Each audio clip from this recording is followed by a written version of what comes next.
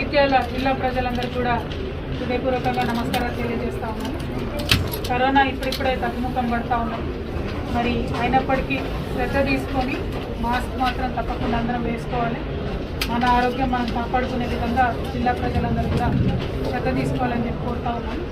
ఇక్కడ స్థానిక శాసనసభ్యులు గౌరవనీయులు అన్న సంజయ్ అన్న గారు, అదేవిధంగా అన్న చొప్పదండి శాసనసభ్యులు గౌరవనీయులు రవిశంకర్ అన్న గారు, ఇతర ప్రజాప్రతినిధులు నాయకులు అందరూ ఉన్నారు. వారందరూ కూడా నమస్కారం తెలియజేస్తాను.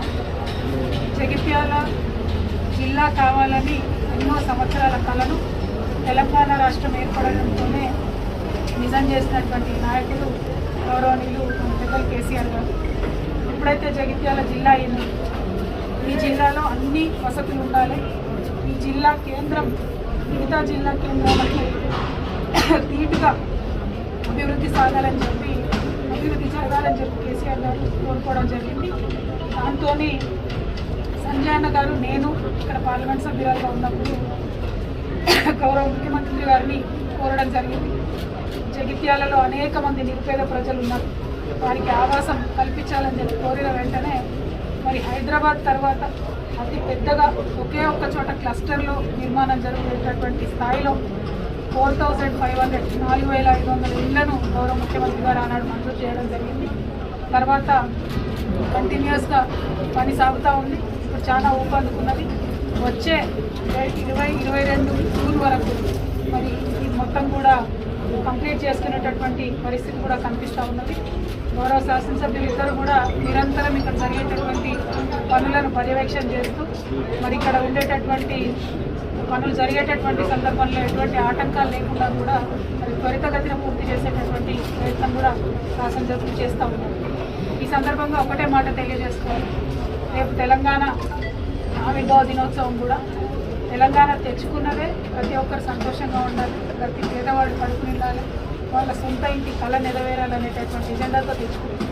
ఈ 7 ఏళ్ళ తెలంగాణ రాష్ట్రం వచ్చిన తర్వాత నుంచి, ఈ 7 ఏళ్ళ టీఆర్ఎస్ ప్రభుత్వం ఉన్నప్పటి నుంచి ప్రతి విషయంలో జరుగుతున్నటువంటి అభివృద్ధి ప్రజల కళ్ళ ముందు ఉంది.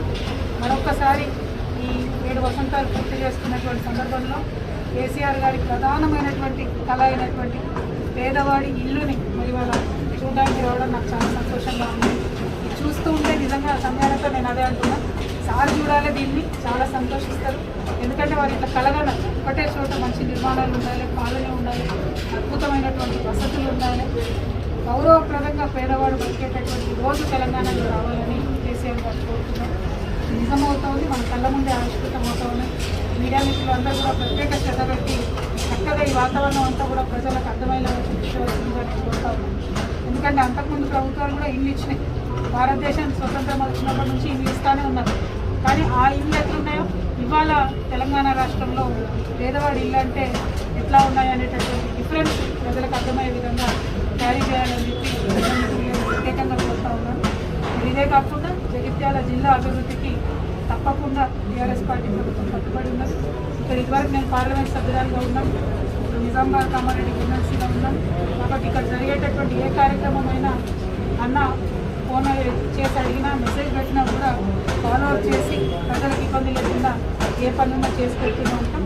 అందులో భాగంగానే మీరు చూసినారు, వాటర్ కూడా ఎట్లా వస్తున్నటువంటి మన దగ్గర సాగునీరు కావచ్చు, తాగునీరు కావచ్చు, ఏ విషయంలో ఇబ్బంది లేకుండా ముందుకు వెళ్తున్నాం.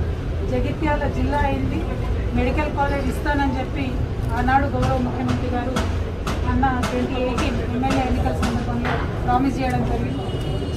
చేసినట్టుగా మరి వాళ్ళ మెడికల్ కాలేజ్ కూడా మంజూరు చేయడం. సరే, ఇక మరి సంజయ్ అన్న డాక్టర్ కాబట్టి ఒట్టి మెడికల్ కాలేజ్ కాదు, సూపర్ స్పెషాలిటీ హాస్పిటల్ కావాలని ఈ మెడికల్ కాలేజ్ అనౌన్స్ అయిన తెల్లారి నుంచి కూడా నన్ను అడుగుతూ ఉన్నారు. తప్పకుండా ఆ దిశగా గౌరవ ముఖ్యమంత్రి గారితో ప్రయత్నం చేస్తానని కూడా ఈ సందర్భంగా జిల్లా ప్రజలకు నేను తెలియజేస్తాను.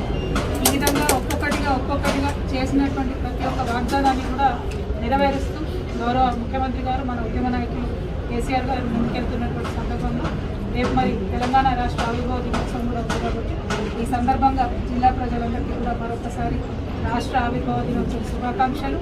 మీ అందరి ఆశీర్వాదం కేసీఆర్ గారితో ఉంటే తప్పకుండా సువర్ణ తెలంగాణ ఏదైతే మనం కలలు కన్నామో అది సాధించేటటువంటి తరుణం కూడా త్వరలోనే ఉందని తెలియజేస్తూ మీ అందరి దగ్గర కూడా సెలవు. Thank you. జై తెలంగాణ.